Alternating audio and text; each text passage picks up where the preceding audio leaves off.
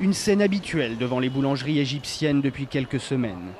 Des files d'attente de plusieurs centaines de personnes qui espèrent pouvoir trouver de quoi nourrir leur famille.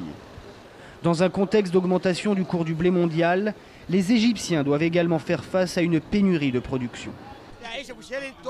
On fait la queue depuis 3 heures pour acheter une petite quantité de pain. Une queue de 3 heures qui va jusqu'au bout de la rue. Ils ne produisent pas assez de pain. On sort à l'aube pour commencer à faire la queue. Ils disent de faire le pain soi-même, mais la farine est chère. Avec l'exaspération, les accusations de vente clandestine fusent contre les boulangers. Tous les jours, 35 sacs de farine sortent, parfois 50, parfois 100 sacs. Une Jeep est chargée à l'intérieur de la boulangerie à 4 heures du matin et elle sort avec la farine. L'inspecteur du ministère de l'approvisionnement est au courant, tout le monde est au courant. C'est une bande de voleurs. Des accusations démenties avec force par le responsable de la branche boulangerie de la Chambre de commerce du Caire.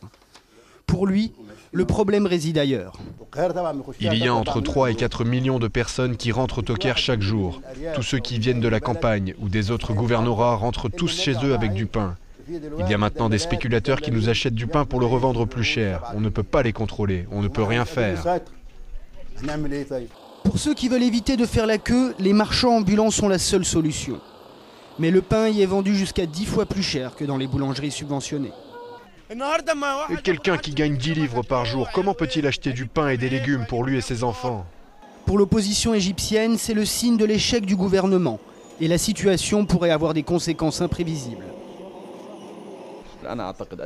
Je pense que la politique du gouvernement égyptien vise à supprimer les subventions d'une manière indirecte, par le biais d'une réduction des quantités de farine distribuées aux boulangeries gouvernementales. Nous sommes devant un grand soulèvement, devant une grande colère populaire, une grande révolution qui pourrait tout balayer sur son passage. L'Égypte a connu en 1977 des émeutes dans un contexte similaire.